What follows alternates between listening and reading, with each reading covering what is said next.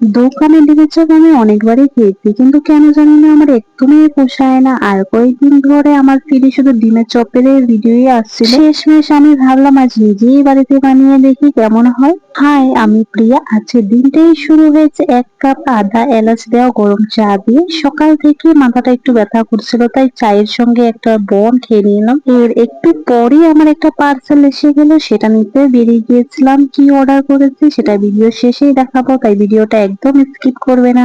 আজ বাড়িতে একটু বেশি কাজ ছিল, তার জন্য সারাদিন ভিডিও করতে পারিনি, একবারে রাতে শুট করেছি। সারাদিন কাজের পর রাতে ঠিক করলাম যে আজ ডিমের চপ বানাবো। তোমাদের তো বললামই যে দোকানের ডিমের চপ খেয়ে আমার মন ভরে না, তাই ভাবলাম আজ নিজের হাতেই বানিয়ে দেখি।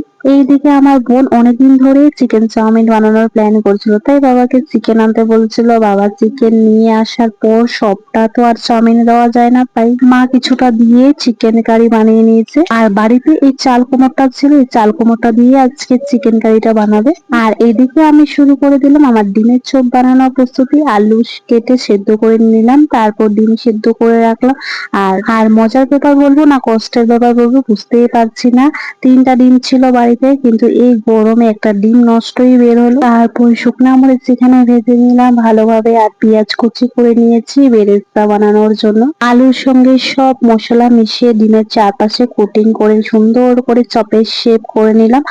আর সুন্দর করে কোটিং করার পর এরপর বেসনের ব্যাটারে ডুবিয়ে গরম তেলে ছেড়ে দিলাম। ভাজা হয়ে গেলে একটা রং ছাড়বে, তখন তোমরা নামিয়ে নিতে পারো বা তোমরা নর্মালি বানাতে পারো। সবাই তো আর পুরো ক্রিস্পি টাইপের ভালোবাসে না, আর আমার একটু ক্রিস্পি টাইপের খেতে ভীষণ ভালো লাগে। ভাজার পর দেখতে যেমন সুন্দর লাগছিল, খেতেও ঠিক ততটাই মজা লাগছিল। সত্যি বলছি কি যে টেস্ট হয়েছে বলে বোঝাতে পারবো না। আর সঙ্গে ছিল টমেটোর সস আর চিলি সস একটা ছিল।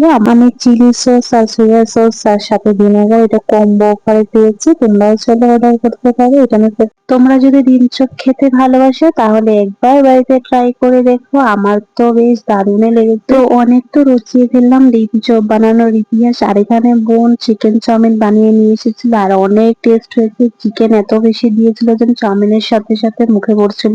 আর মা এখানে কষা করে চাল কুমড়ো দিয়ে চিকেন কারি বানিয়েছিল, আর খেতে অনেক টেস্ট হয়েছে। আর আজকে এত কিছু খেয়েছি, তার জন্য হজমলা খেয়ে একটু হজম করে নিলাম। আর এই হজমলাটা অনেক বেশি ভালো লাগে। আর তোমাদেরকে তো বলেছিলাম সকালে একটা আমার পার্সেল এসেছিল, আর তোমাদের মনে তো প্রশ্ন জাগতেই পারে পার্সেলের ভিতরে কি আছে, তাই আমি সাথে সাথে পার্সেলটা আনবক্সিং করে নিলাম। আর তার আগে বলো এই কুর্তি দুটো কেমন হয়েছে। আর কুর্তি দুটো আমি অফারে পেয়েছি, কম্বো ছিল, দুটো একসাথে এসেছে। আর আমার তো ভীষণ ভালো লেগেছে পিঙ্ক কালারটা। আর তোমাদের কোন কালারটা বেশি ভালো লেগেছে আমাকে কমেন্ট করে জানিও।